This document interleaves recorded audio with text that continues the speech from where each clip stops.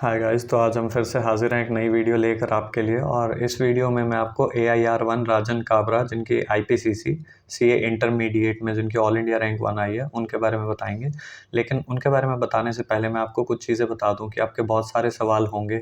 जैसे कि हम जब पेपर की तैयारी कर रहे होते हैं तो मतलब हमें किस तरह से पढ़ना चाहिए और हमें कितने घंटे पढ़ना चाहिए, हमें रात को सोना कितना टाइम चाहिए, और सॉरी, अगर हम बोथ ग्रुप्स की तैयारी कर रहे हैं तो लाइक हमें लास्ट में रिवीजन के लिए कितना टाइम, मतलब कितने ऐसे नंबर ऑफ डेज़ कह लो, या आप ऐसे कह लो कि कितने मंथ्स आपको उसके लिए सेपरेटली अलग से मतलब रखने पड़ते हैं कि आप उसमें अच्छे से पढ़ाई कर पाएँ। और इन सब क्वेश्चंस के अलावा ये भी होता है कि जब आप पेपर देकर आते हैं तो उसके बाद आपको क्वेश्चन पेपर डिस्कस करना चाहिए या नहीं करना चाहिए, या फिर आपको उसमें अपने मार्क्स कैलकुलेट करने चाहिए या नहीं।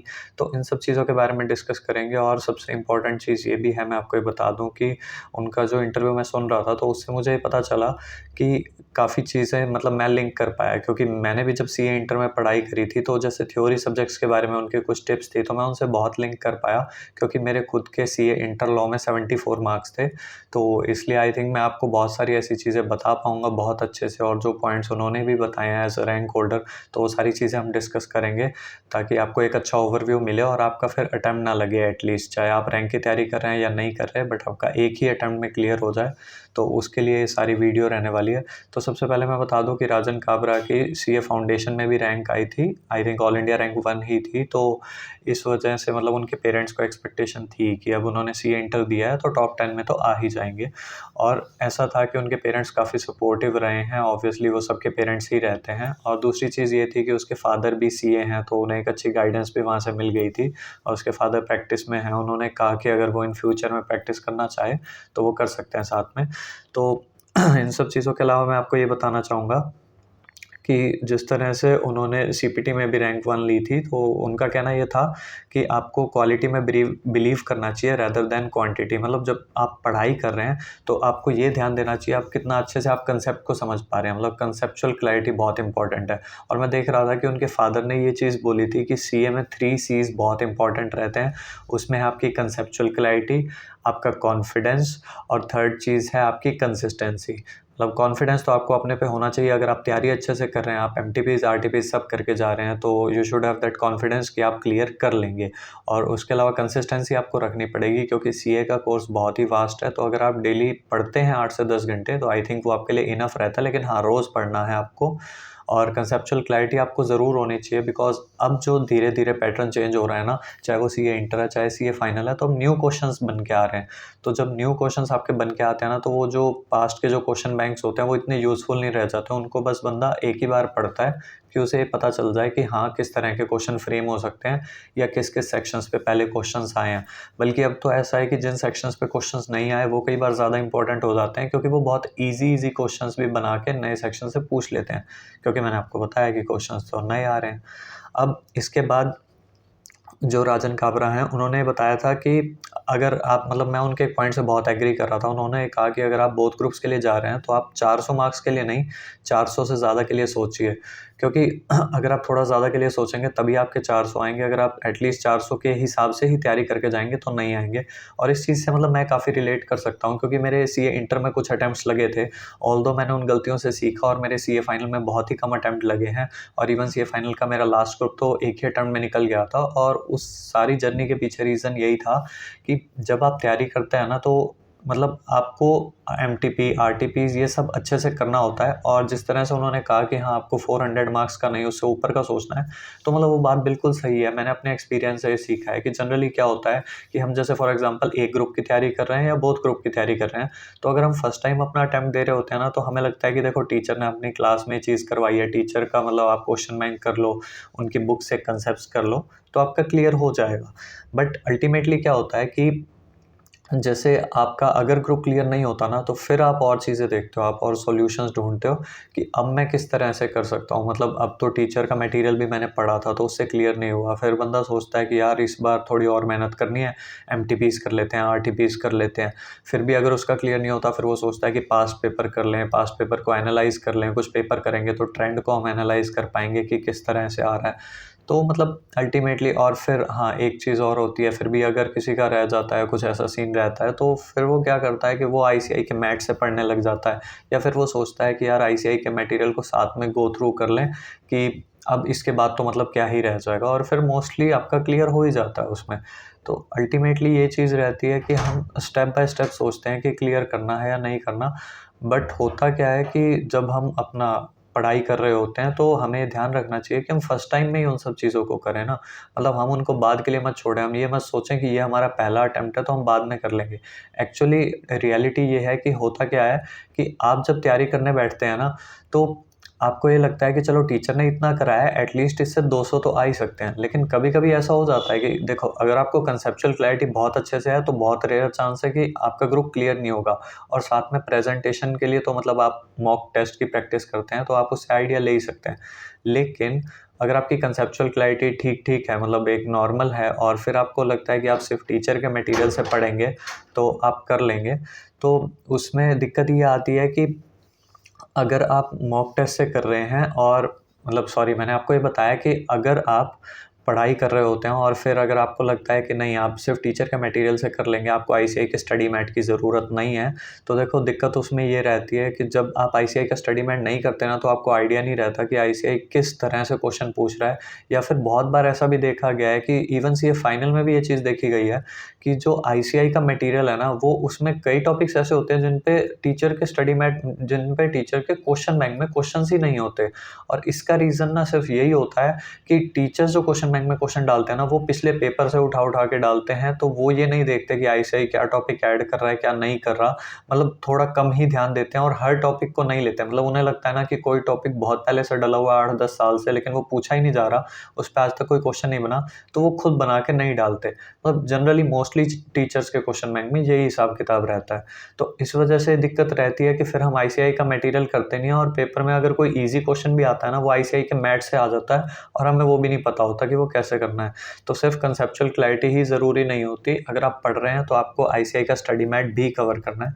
तो इस वजह से ये होता है कि अगर आप मतलब 400 नंबर के लिए सोच रहे हैं, थोड़ा ज़्यादा की तैयारी करके जाइए। मतलब आप अगर एमटीपी, आरटीपीज़ आप फर्स्ट टाइम में ही कर लेंगे, और आप पास्ट पेपर की प्रैक्टिस कर लेंगे, एक आप ट्रेंड देख लेंगे पास्ट पेपर का कि कैसा पेपर आ रहा है, किस लेवल का पेपर आ रहा है। क्योंकि मोस्टली होता क्या है कि हर नेक्स्ट अटेम्प्ट में ना पेपर का लेवल थोड़ा-सा इंक्रीज़ हो जाता है। फॉर एग्ज़ाम्पल आप कह सकते हो 2-4% इंक्रीज़ हो जाता है।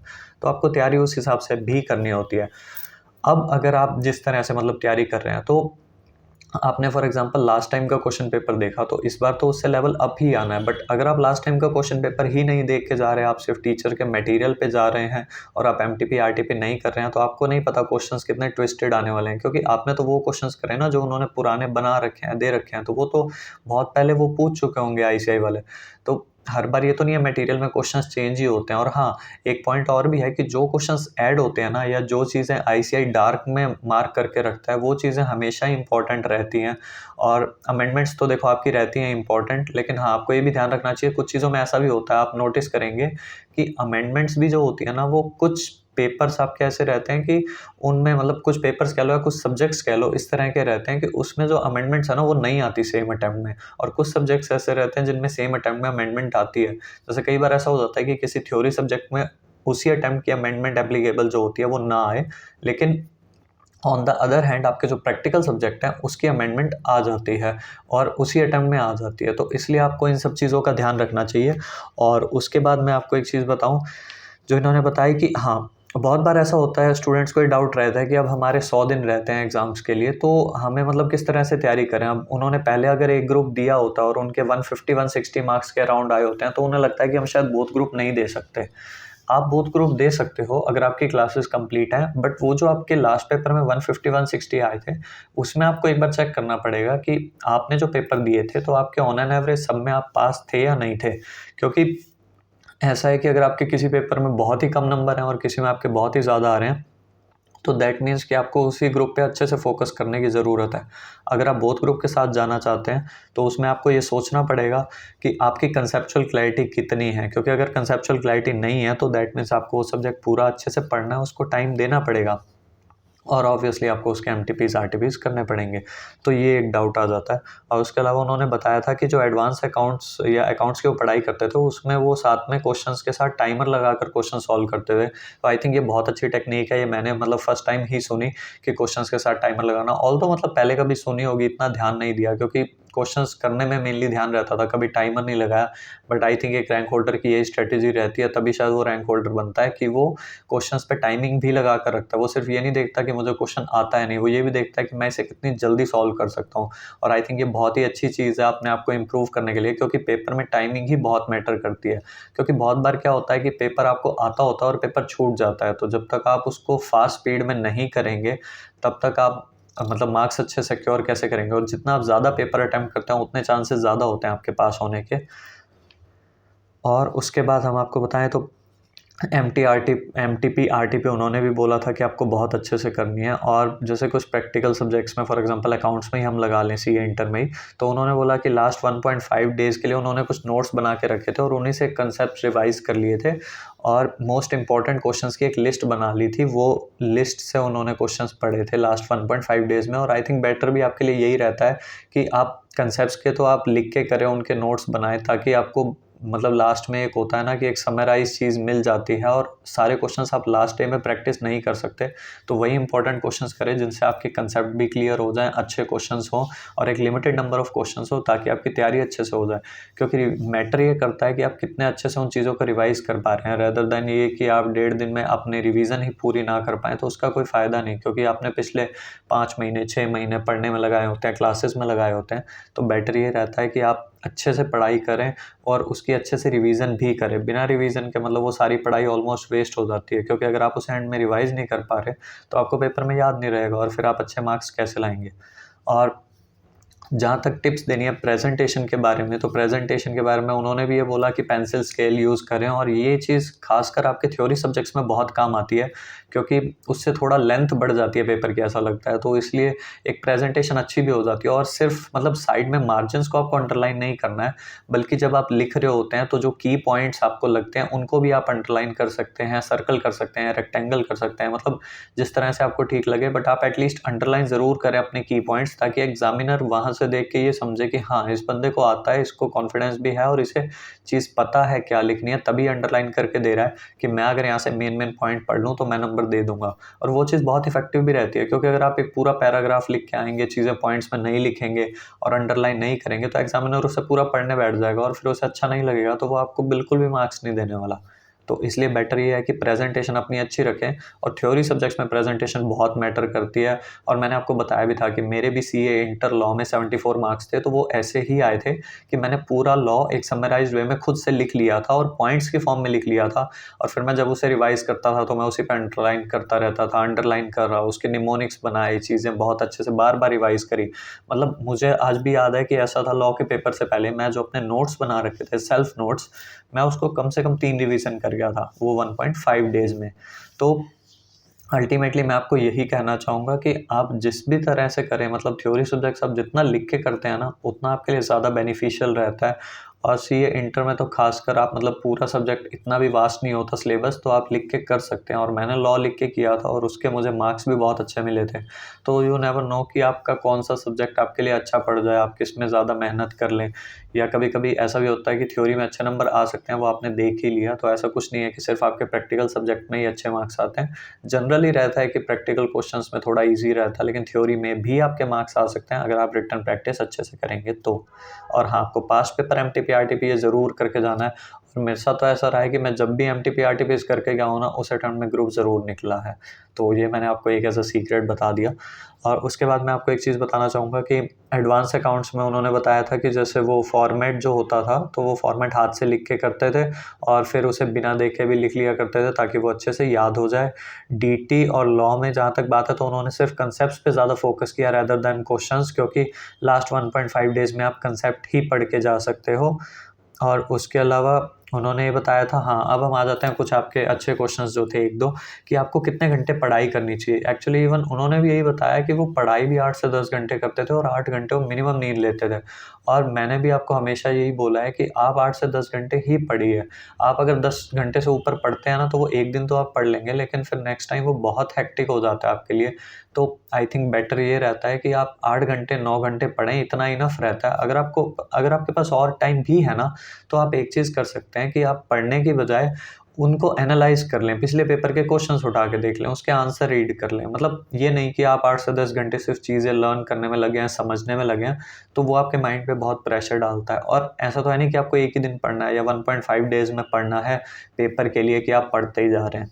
तो अगर आपको एक कंसिस्टेंसी बना के रखनी है तो ज़्यादा स्ट्रेस नहीं लेना है, नींद पूरी लेनी है, 8 घंटे की आप नींद लें और 8 से 10 घंटे आप पढ़ाई करें। उससे एक और बेनिफिट भी रहता है, मतलब कई बार हमें लगता है नहीं हम 12-14 घंटे पढ़ लेंगे ना तो फ़ायदे में रहेंगे। एक्चुअली होता क्या है कि जब आप 8 घंटे की नींद ले लेते हैं ना और फिर आप 8-9 घंटे पढ़ाई करते हैं, वो चीज़ आपको लॉन्ग टाइम तक रिटेन रहती है। आप कभी भी देख लेना, जितना आप नींद अच्छे से लेंगे, उतनी आपको चीज़ें लॉन्ग टर्म तक याद भी रहेंगी। तो इसलिए आपके लिए स्लीप 8 आवर्स की बहुत ज़्यादा ज़रूरी है। और सेल्फ स्टडी के लिए जैसे कि आपको मैंने बताया कि 3 मंथ्स इनफ होते हैं बोथ ग्रुप्स के लिए सेल्फ स्टडी के लिए। अगर आपकी क्लासेस ऑलमोस्ट कंप्लीट हैं तो कोई एक आधे सब्जेक्ट की रहती है तो आप साथ में कर सकते हैं। अदरवाइज लास्ट के 3 मंथ्स आप बोथ ग्रुप्स के लिए जाएँ, आपकी सारी क्लासेस कंप्लीट हों, तो आपको रिवीजन के लिए मोर देन इनफ रहता है। आप अपने सारे सब्जेक्ट्स पढ़ते रहिए। और उसमें एक टिप भी मैं आपको देना चाहूँगा कि जब भी आप पढ़ाई करें तो बेटर ये है कि आप सुबह सबसे पहले कोई थ्योरी सब्जेक्ट से स्टार्ट कर लें, फॉर एग्जांपल ऑडिट से स्टार्ट कर लें, और इवनिंग में आप कोई ईजी सब्जेक्ट कर लें, जैसे आप लॉ भी कर सकते हैं, और दोपहर के टाइमिंग में आप प्रैक्टिकल सब्जेक्ट्स कर लें। बिकॉज आई थिंक उस टाइम पे हमें थोड़ा नींद भी आ रही होती है, तो अगर आप चाय पी के या ग्रीन टी पी के आप कुछ भी अगर बैठे हैं, थोड़ा आपको लग रहा है कि नहीं आपको पढ़ना ही है, तो आप प्रैक्टिकल सब्जेक्ट्स कर लें। उस टाइम पे ज़्यादा अच्छा रहता है, क्योंकि आप अगर वीडियो वगैरह देखेंगे तो फिर आपको नींद आएगी। तो ये सब चीज़ें हैं। और इसके बाद हम आपको बताते हैं कि क्लासेस के साथ उन्होंने तो स्टडी नहीं करी थी, बट आई फ़ील कि जब भी आप क्लास ले रहे हैं, अगर आपकी 3 घंटे की क्लास भी है, आप 3 घंटे अगर निकाल पा रहे हैं डेली, जैसे अगर आप ऑफ़िस जा रहे हैं या आर्टिकलशिप आपकी चल रही है, तो अगर आप 3 घंटे क्लास के लेते हैं ना, तो ऐसा नहीं कि आप 3 घंटे सुबह क्लास ले रहे हैं, 3 घंटे शाम को क्लास ले रहे हैं। आई थिंक कि अगर आपकी या तो ग्रैस्पिंग पावर इतनी है कि हाँ, आपने जो क्लास में सुना वो आपको सारा समझ में आ गया, तो एक अलग चीज़ है। लेकिन अगर नहीं आता ना आपको समझ में, तो आपको क्या करना चाहिए कि आपको एक ही सब्जेक्ट की क्लास लेनी चाहिए और फिर उसको एटलीस्ट आधा घंटा दे के रिवाइज़ कर लेना चाहिए। आप मतलब मेरे कहने का मतलब ये है कि अगर आप दिन में 3 घंटे या 4 घंटे भी निकाल पा रहे हैं पढ़ाई के लिए, तो उसमें आधा घंटा उस चीज़ की रिवीज़न के लिए ज़रूर निकालें, क्योंकि वो आपके लिए बहुत इम्पोर्टेंट रहता है। अदरवाइज़ क्या होता है कि आप अगर रिवाइज़ नहीं करेंगे ना चीज़ों को, आपको पिछला कंसेप्ट ही नहीं याद रहेगा, तो आप नेक्स्ट उससे लिंक नहीं कर पाएँगे। तो इसलिए चीज़ों को साथ-साथ पढ़ना बहुत ज़रूरी है। आप कम पढ़ाई करें, लेकिन जितनी करें वो अच्छे से करें, इफ़ेक्टिवली करें, सारा साथ के साथ रिवाइज़ करें, क्योंकि सिलेबस बहुत वास्ट होता है और एंड में आप करने जाएँगे ना, आपको बहुत सारे डाउट आने लगते हैं, फिर आप चीज़ें पूछने लगते हैं। और लास्ट का 1 महीना तो ऐसा होता है ना कि उस टाइम पे आई थिंक आपको कोई डिस्टर्बेंस या कोई डाउट नहीं चाहिए होता, कोई अमेंडमेंट पे उस टाइम पे अलग से नहीं करनी। मतलब जो चीज़ आपने पहले कर ली ना, बस वो लास्ट का 1 महीना तो ऐसे सेपरेट रखना है कि उस टाइम पे आपने सब कर रखा हो, बस आपको फटाफट रोज़ रिवाइज़ करना है खूब सारा। तो इसलिए आप अपना क्लासेस के साथ सेल्फ स्टडी ज़रूर करें साथ में। और राइटिंग टेस्ट पेपर भी आपके लिए बहुत इंपॉर्टेंट रहता है, क्योंकि आप जब तक रिटन प्रैक्टिस नहीं करते ना, आपको नहीं पता कि आप वो चीज़ 3 घंटे में अटेम्प्ट कर पा रहे हैं या नहीं। एक्चुअली आपको असली अपना लेवल पता ही तब चलता है जब आप आईसीआई की एमटीपी हो गई, वो अगर आप करके देखते हैं तो आपको पता चलता है कि आप 3 घंटे में उसमें कितना अटेम्प्ट कर पाए। तो अगर ये रियलिटी चेक आपको पहले ही मिल जाता है ना, तो आपके लिए बहुत बेनिफिशियल रहता है। अदरवाइज़ आप सीधा पेपर में जाके 3 घंटे में लिखने बैठेंगे तो आपको आइडिया ही नहीं रहेगा, आपको लगेगा कि पेपर 4 घंटे का होना चाहिए, या मतलब आपको टाइम कम पड़ गया। तो इसलिए बेटर यही है कि आप जब अपना पेपर कर रहे हैं, मतलब आप जब पेपर अटेम्प्ट करने जाएँ, उससे पहले आप अपना 1-2 मॉक टेस्ट कर जाएँ या आईसीआई के पास्ट पेपर ही कर जाएँ, क्योंकि जो लास्ट अटेम्प्ट का पेपर आप करके जाएँगे ना, तो आप देखेंगे कि आपको उससे लेवल पता चल जाता है कि अच्छा ये लेवल का पेपर है, क्वेश्चंस अटेम्प्ट भी हो पा रहे हैं या नहीं हो पा रहे हैं। क्योंकि सिलेबस करने के बाद तो आप लास्ट ईयर का पेपर उठा के देख सकते हैं ना, लास्ट ईयर या लास्ट अटेम्प्ट का, कि आपको ये पता चले कि हाँ, इस लेवल का पेपर आ रहा है। कहीं ऐसा तो नहीं कि मेरे अभी तैयारी में कमी है, क्योंकि बहुत बार ऐसा हो जाता है, हम क्वेश्चंस कम करते हैं या किसी टीचर के क्वेश्चन बैंक से किए और हमें लगा सफिशिएंट है, बट आपको आईसीआई के मटेरियल के क्वेश्चंस कहीं से भी नहीं छोड़ने हैं, चाहे वो केस स्टडी डाइजेस्ट है, चाहे वो आपका एमटीपी है, चाहे वो आपकी आरटीपी है। तो कोई भी चीज़ हो, आपको बिल्कुल भी स्किप नहीं करनी है, आईसीआई की खासकर। और किसी टीचर की कुछ भी चीज़ है ना, आप स्किप कर सकते हैं, बट आईसीआई का बिल्कुल भी नहीं। और उसके बाद मैं आपको बताऊँ कि प्रेजेंटेशन में पॉइंट्स में लिखना बहुत ज़रूरी है। मैंने आपको पहले ही बताया, जैसे लॉ जैसा सब्जेक्ट था या इवन ऑडिट के सब्जेक्ट में भी आप चीज़ें पॉइंट्स में लिखें और उन्हें अंडरलाइन करें, बहुत ज़रूरी है, क्योंकि थ्योरी सब्जेक्ट्स में ना नंबर ही आपको तभी मिलते हैं। और खासकर मैंने नोटिस किया लॉ में तो ऐसा बहुत रहता है कि प्रेजेंटेशन मैटर करती ही करती है। कि लॉ जैसे पेपर में अगर आप पॉइंट्स में लिख के आ रहे हैं ना और अंडरलाइन करके आ रहे हैं, मैं बता दूं आपको, आपके 5 से 10 नंबर ज़्यादा ही आने वाले हैं, उसमें कम नहीं आएंगे जो आप एक्सपेक्ट कर रहे हैं। क्योंकि वहाँ प्रेजेंटेशन बहुत मैटर करती है, क्योंकि लॉ एक सेम मतलब चीज़ है कि सबने सेम ही लिखनी है। तो अगर आपने वो चीज़ लिखी हुई है और आपने अंडरलाइन करी है, दैट मीन्स कि आपको भी पता है कि आप सही लिख के आए हैं। तो इसलिए टीचर उसमें अच्छे से मार्क्स देता भी है आपको। और हाँ, 2 चीज़ें मैं आपको बता दूँ कि आप जब पेपर दे के आते हैं, कभी भी आपको अपना पेपर डिस्कस नहीं करना है किसी के साथ भी, पहली चीज़। और दूसरी चीज़ ये है कि आपको कभी भी अपने मार्क्स काउंट नहीं करने पेपर के बाद। सी आप मैं भी 1-2 बार ये गलती कर लेता था, बट उससे क्या होता है, आप या तो डिमोटिवेट हो जाते हैं। अगर आपका पेपर अच्छा गया, आपको लगता है एग्ज़ाम्शन आ रही है, तो भी आप कर सकते हैं। या कभी रियलिटी चेक के लिए आप थोड़ा बहुत कर सकते हैं कि हाँ, मुझे अगले पेपर में मेहनत करनी है और ज़्यादा, कि मेरा इस पेपर में शायद नहीं बन पाएगा उतना, तो आप कीजिए। लेकिन अल्टीमेटली आपको वैसे काम नहीं करने होते। आप जितना अवॉइड करेंगे उतना अच्छा रहेगा। मतलब आपको पेपर तो बिल्कुल भी किसी से भी डिस्कस नहीं करना है यार। आप 1 नंबर का भी यूँ सोच के डिस्कस कर लेते हो ना कि ये पॉइंट या ये एमसीक्यू ठीक है या गलत है, आपको उसी की टेंशन होने लग जाती है और पूरा दिन फिर आपके दिमाग में वही घूमता है। और अगले पेपर में टाइम ही कितना होता है, 1.5 दिन का आपका टाइम होता है, तो उसमें आपको पढ़ना है, तो आपका दिमाग वहीं पे जाता रहेगा कि मैंने पिछले वाले में ये गलत कर दिया। और आपने मान लीजिए कोई 4-5 नंबर का क्वेश्चन डिस्कस कर लिया और वो किसी ने कुछ और बता दिया, बस फिर तो आपको ये लगेगा कि मैं तो अटेम्प्ट ही छोड़ देता हूँ, पता नहीं क्लियर भी होगा, नहीं होगा, या इस पेपर में ही मेरे 40 की भी उम्मीद नहीं लग रही, तो मैं अगले कैसे करूँ? तो इस वजह से आपको नहीं करना होता। बहुत बच्चे इस चक्कर में डिमोटिवेट हो जाते हैं और वो 1-2 पेपर अच्छे करने के बाद फिर सारा खराब कर देते हैं। तो अगर उन्होंने किसी पेपर के लिए बहुत अच्छी तैयारी भी कर रखी होती है ना, लाइक एग्जामिनेशन लेवल की, तो भी वो पेपर उनका खराब हो जाता है, क्योंकि उनको पिछले की टेंशन इतनी होती है और नेक्स्ट पेपर में टाइम ही कितना होता है कि आप उस चीज़ से, मतलब उस टेंशन से निकल पाएँ। तो इसलिए बेटर यही है कि पेपर कभी भी डिस्कस मत कीजिए, मैं आपके फ़ायदे के लिए ही बता रहा हूँ। उसके बाद देखो, ऑनलाइन क्लासेस के बारे में उन्होंने एक चीज़ बताई थी कि ऑनलाइन क्लासेस के लिए आपको थोड़ा डिसिप्लिन्ड रहना पड़ेगा। और ऑब्वियस सी ये बात है कि आपको ऑनलाइन क्लासेस में डिसिप्लिन्ड रहना पड़ता है। आपको रोज़ 1 क्लास लेनी है, तो लेनी ही है आपको। उसमें आपको ये नहीं है, आप 1-2 दिन का मतलब बफर लगा के चलिए कि आपको लगता है 20 दिन में आप कंप्लीट कर लेंगे। आपने शेड्यूल बना लिया कि फॉर एग्ज़ाम्पल मान लो रोज़ मैंने 3 क्लास करनी है, तो मैं 20 दिन में कर लूँगा, या मैं 2 क्लास करनी है, मैं 50 दिन में कर लूँगा। तो 2 या 3 दिन का एक एक्स्ट्रा पीरियड लेकर चलो, क्योंकि क्या होता है, कभी आप बीमार हो सकते हो या कभी आपको कहीं जाना पड़ गया, कुछ ज़रूरी काम हो गया। तो इसलिए आपको ये ध्यान में रखना चाहिए कि आप जब ऑनलाइन क्लासेस लें तो कंसिस्टेंसी के साथ लें और 1-2 दिन का एक बफर पीरियड ऐड करके रखें कि चलो कोई बात नहीं, 1-2 दिन डिले तो हो ही जाता है।